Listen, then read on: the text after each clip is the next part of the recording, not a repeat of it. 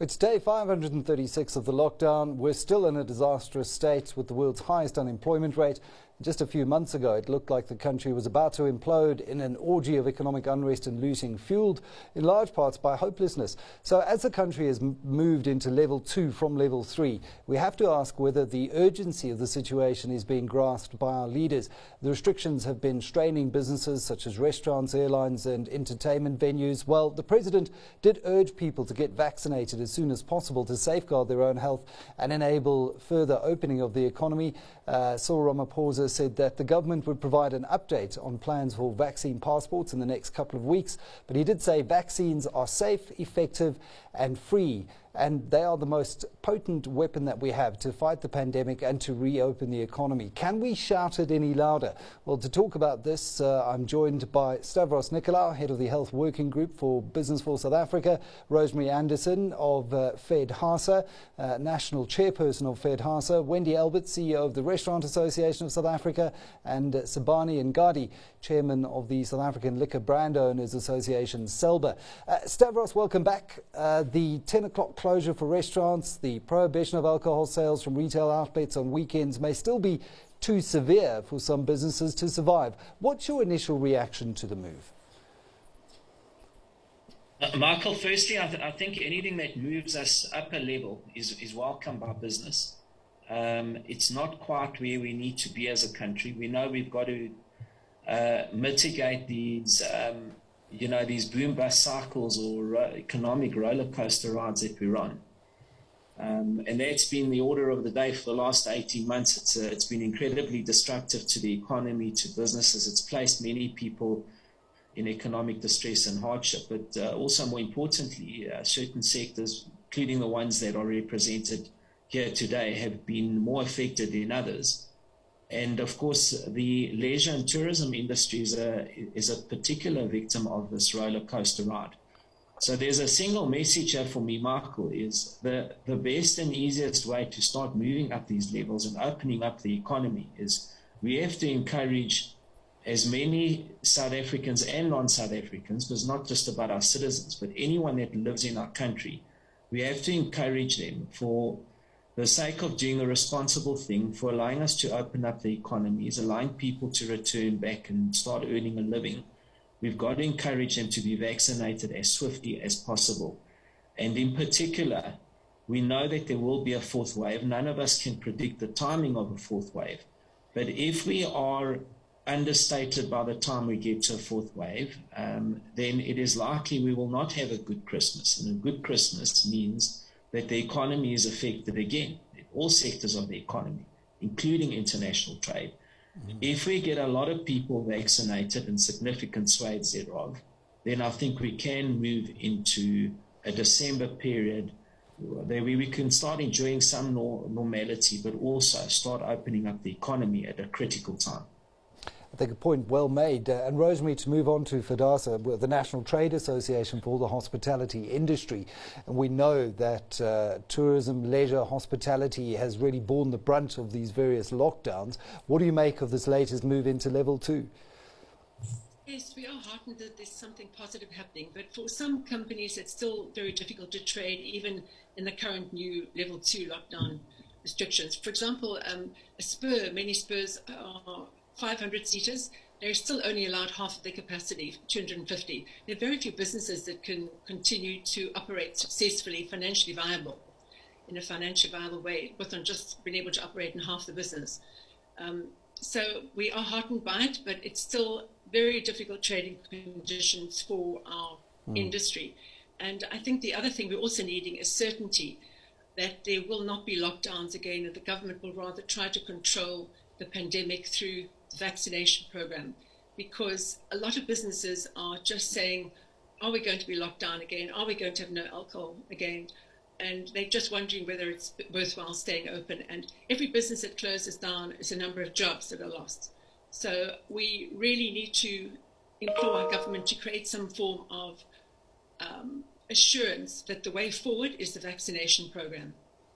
And I think it's very difficult for government. Obviously, we've had the leader of the opposition calling for an end date, for the president to give us an end date. Well, how long is a piece of string? We don't know when everyone is going to get vaccinated, but we can have assurance on how government approaches this, and it does all boil back down to vaccine. I want to come back around the table, specifically from the industry association's perspective, to find out what you're doing to get your members to vaccinate staff, and your comments on the issues of passports. But before we get there, Wendy, the restaurant industry as well, hugely impacted by the various lockdowns. This most recent level 3, I know you do dipstick surveys with your members from time to time. What has the impact been of level 3 in terms of your members' ability to trade? Thank you, Michael. The last 18 months, as you well know, have been very treacherous times for the industry. I think the situation is that we've remodeled our businesses at every turn. So we've gone from being fully fledged sit-down restaurants to being takeaways, to being delivery services, to being drive-thrus, to being bottle stores, to coffee shops, and then now the roadhouse concept, and then picnic spots. And I think this evidently shows the inconsistency of government to accentuate an orderly way of consistently putting out the same type of restrictions when the numbers are heightened or lower.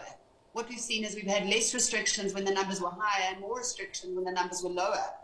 And this is a clear indication of government's inability to consult with us, to have proper lines of communication. I think the lack of interest from the Department of Tourism.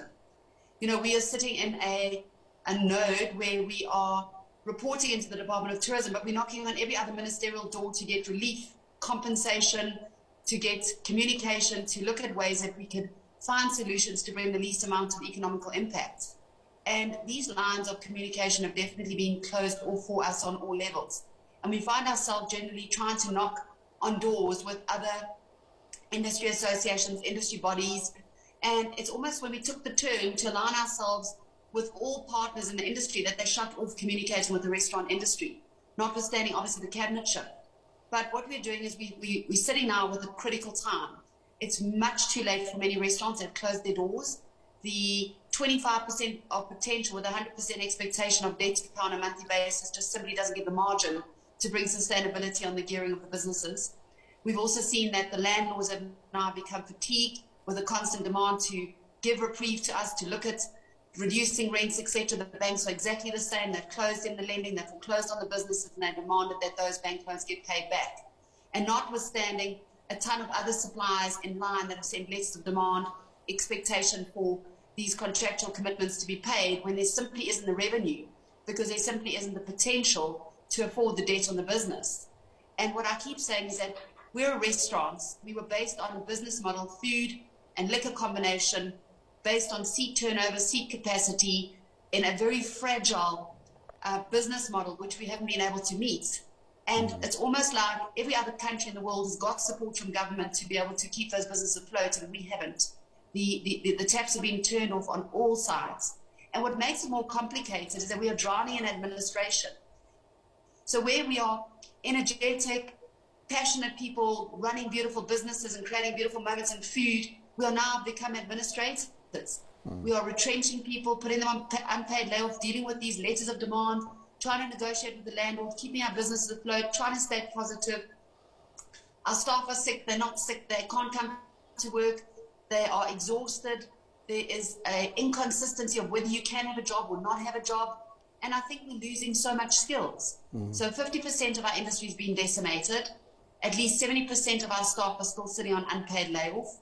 This last restrictions, the lifting of the restrictions certainly has been like a massive gift. It's like we've been waiting for this present because it allows us just to have a dinner time trade. And this shouldn't be happening. You know, we are a formal, eloquent, beautiful industry that respects government. We are compliant. We've done everything that we can to indicate high levels of health and safety on all levels. And government should be respecting the industry. We create employment for people. We develop skills. We enhance people's lives. And the complete and utter lack of respect that's been shown through government has left us in the position that we are. And I think these are greater conversations that we need to have. It does come down to open and transparent communication. I had Mike Marie of the the Mug and Bean franchise, who's got operations here in South Africa and in the US. And he said chalk and cheese in terms of the ability for the US to support their small restaurant industry through concessional funding. It was a loan that converted to a grant if you met certain criteria. We just haven't been able to do that. So it does require a far more sensitive approach to the way these businesses are treated, and it does all start with communication. Sabani, we know the communication between government and the liquor industry has been particularly fraught, as the liquor industry has probably borne the worst brunt of the various lockdowns, going from full prohibition to marginally opening up the taps, now moving into level 2. What do you make of it? Yeah, I agree with Wendy. I mean, the problem of communication between ourselves as a sector and government has been very, very difficult. And of course, particularly with regard to the Department of Trade and Industry, which actually issues us with licenses to trade, it's not been really playing the role that needs to be played in particular. Certainly, the issue for us is lack of consistency in the application of this.